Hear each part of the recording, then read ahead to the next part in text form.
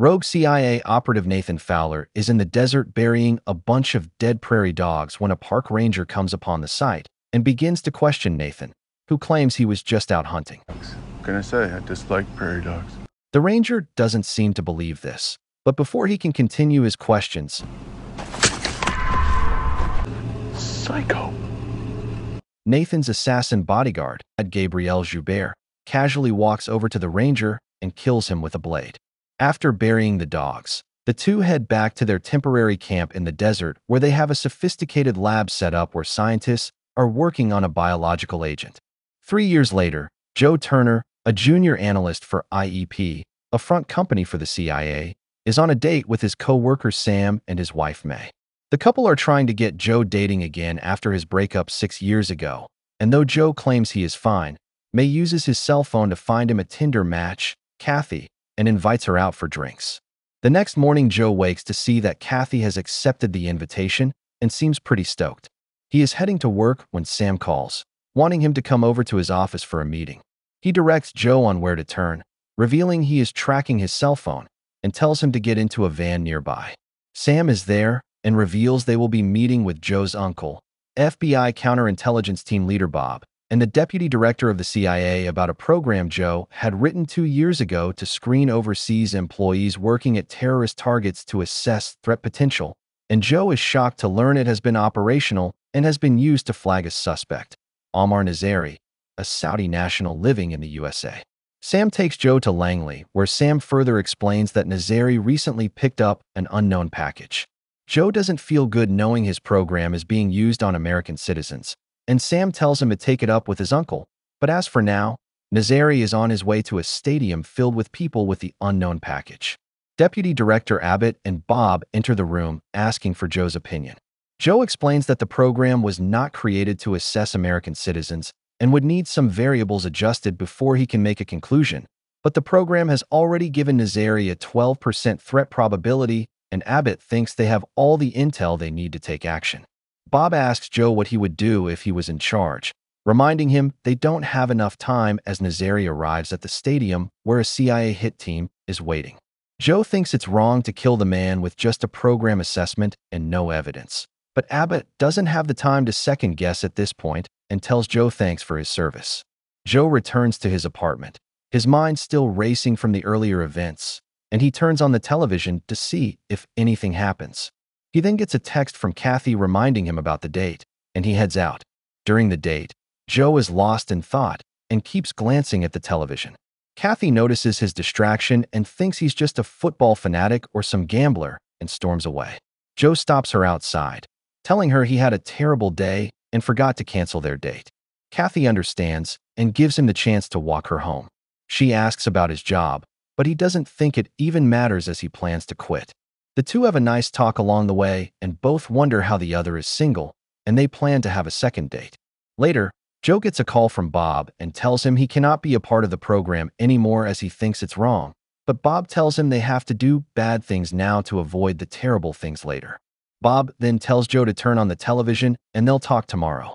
Joe does just that, only to hear that Nazari was found in possession of a modified strain of the pneumonic plague with a mortality rate of 100%.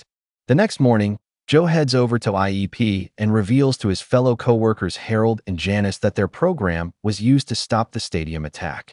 Joe and Janice go for a smoke break on the outside staircase, where Joe reveals his plans to quit until he saw the news.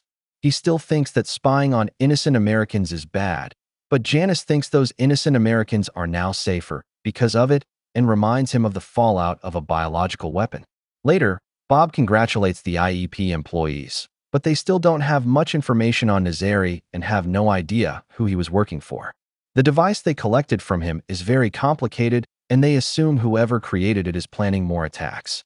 Bob wants the IEP team to stop everything they're doing and use all their resources to track down who is behind this. We then see Nathan remove one of the same devices from an apartment and drive to an airplane hangar where he hands the case over to a U.S. ambassador and wishes him a safe flight. Joe is later listening to a news report of the foiled stadium attack when he hears how the CDC has been stockpiling a drug, ciprofloxacin, for decades, which is a direct counter to the plague. He later pulls up stock transactions of big pharma companies. He narrows down 12 companies that bought over $1 billion worth of pharma stock before the attack. They all seem random, but Joe knows there is always a pattern and plans to investigate, but the rest of the team thinks he's reaching on this one. Nathan then gets a message from someone warning him that Joe might be a problem. He then contacts Joubert, giving her the mission to wipe out the IEP team, specifically Joe. Later, Joe is at a bar. Joubert approaches him asking him to act like her boyfriend as a creep has been following her. Meanwhile, Sam is in a parking lot when Nathan comes to meet with him secretly and reveals that their associate Gareth had bought stock in companies that manufacture ciprofloxacin and that Joe stumbled upon the intel. He reveals the hit out on the team to a shocked Sam, telling him this is the only way. Joubert entices Joe back to his apartment where they make love. After, she urges Joe to tell her about what he does for a living. Later, Sam is unable to sleep and is taking out his guilt on the punching bag. May tries to get him to come to bed, but he just cannot get everything off his mind. Later, he copies all the evidence he has on Nathan and the false flag attack onto an external hard drive and goes to meet Bob, who is at Nazari's apartment trying to gather intel on him. Sam considers handing over the drive to Bob, but ultimately changes his mind. Joe wakes the next morning with no sign of Joubert. He heads over to IEP only to see the gates open and learns the power is out, so he and Janice go for a smoke outside. A while after, Harold arrives at the office and hands the desk clerk a coffee. He asks her out, but when she turns him down, he reveals he has drugged her coffee and she soon collapses. He turns out to be a traitor, and soon two masked assassins enter, killing the security guard, but killing Harold as well. The assassin duo then sweep the entire IEP office, killing the workers.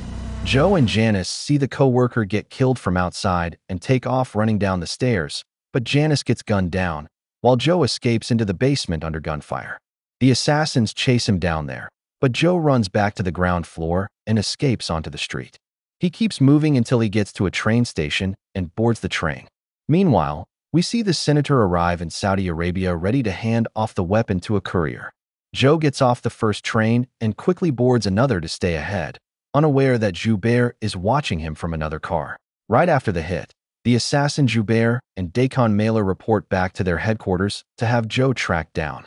Their watcher hacks street cameras and catches Joe's every move until he boards the train, and Joubert catches up with him and boards the train, where she sees Joe but refuses to follow him too closely as she doesn't want to be recognized. Joe gets to street level and Mailer arrives, but Joe makes him out and takes off running, with Mailer chasing him, but Joe manages to lose them inside a church. They talk to a priest unaware Joe is hiding close by, and they soon leave. Looks like you found yourself some trouble. Bob learns about the IEP hit, and the news hits him like a cannon. He heads over to the offices where he is greeted by bodies strewn all over the floor.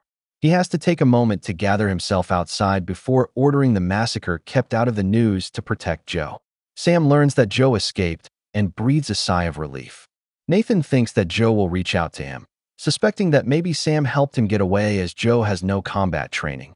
But Sam denies this, calling it blind luck.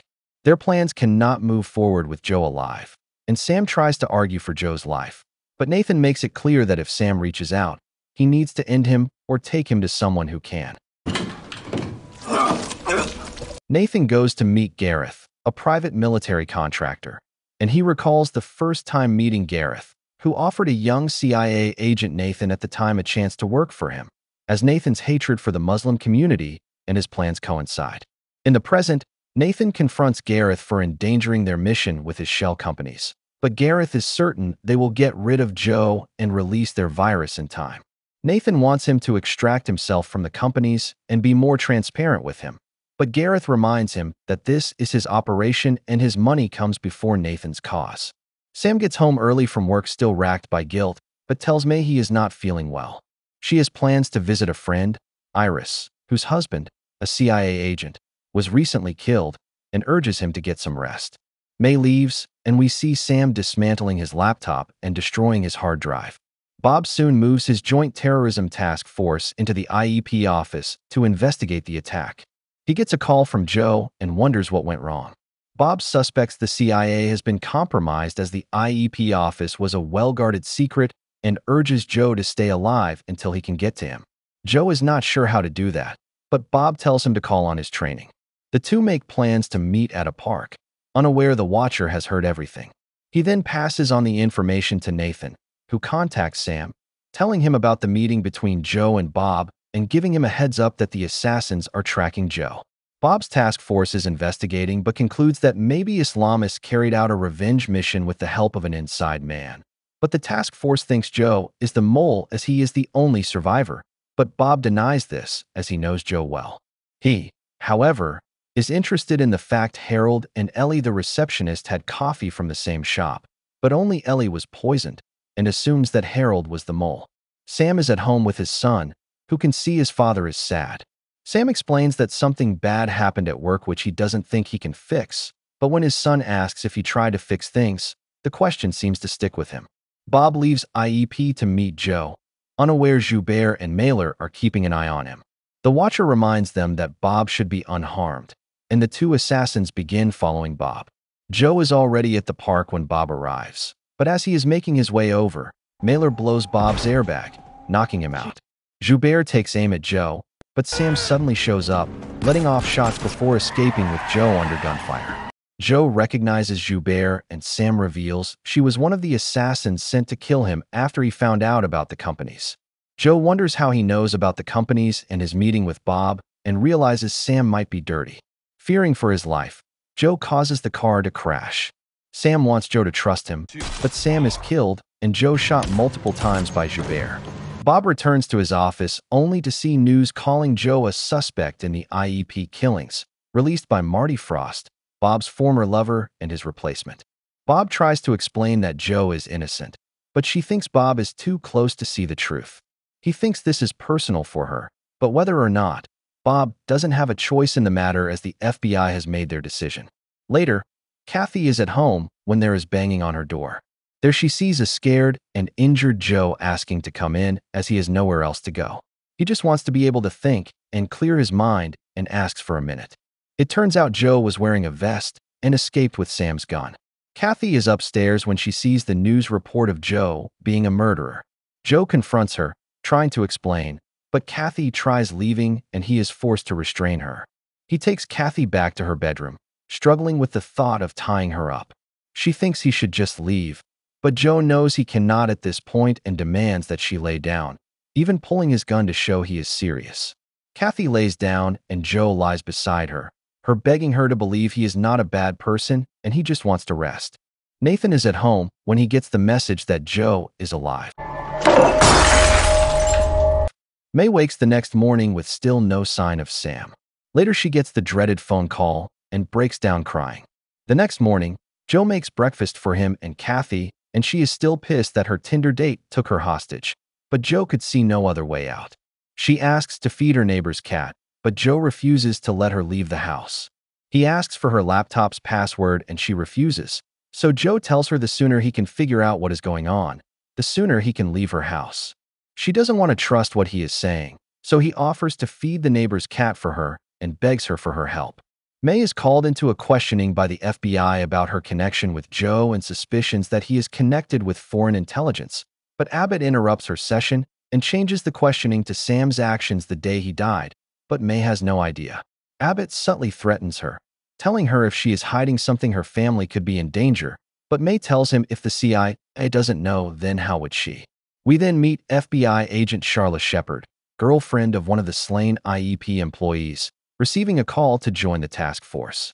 She gets to the IEP office where she bumps into Bob at the gates but thinks nothing of it before heading into the office. Bob brings all the files he has on Joe over to Marty, but she isn't interested in learning anything about Bob. She instead brings up their history, trying to insult Bob, but he thinks she's tried for so long to get into the boys' club her ovaries dried up and she lost her female intuition. He is adamant that Joe did not kill anyone and urges her to look past her feelings before leaving. Joubert tracks down a hacker and barges into his home, demanding his skills to find someone. Charla is at her desk when she hears a cell phone ringing in her bag that she did not place there. She answers, and it is Bob, who reveals he arranged for her to join the task force and knew her girlfriend Sarah. He has removed all traces of their relationship. In return, He wants her to help him search for the truth behind Joe and update him on the task force's actions as he trusts her instincts. Joe is still looking into his case while Kathy eyes a pepper spray on her counter. She asks about his research, and Joe tries to explain his job for the CIA and what went down, suspecting the CIA is behind this. She wonders if they won't trace him, but Joe notes he is very good at what he does. We then see Joubert's hacker thinking he has tracked Joe, but soon realizes Joe has covered his tracks well. Charla learns from another team member, Ferris, that they have cracked Joe's cell phone, which he had turned in the day of the shooting, and Charla wonders why he would hand it over if he was going to kill everyone. Joe reverse hacks the hacker's laptop, demanding to know who this is, but Joubert responds asking about their night together. Charla goes through Joe's cell phone to see the Tinder messages between him and Kathy and realizes he knows her address. They soon get the address and plan to head there. So Charla passes on the address to Joe, who is in a meeting with Abbott, who is warning him to stay away from Marty's investigation. Marty briefs the task force, warning them to be careful around Joe and to terminate him if need be. Joubert gets a call with the location and leaves the hacker dead in his room. Joe is still doing his research when Kathy's cell begins to ring.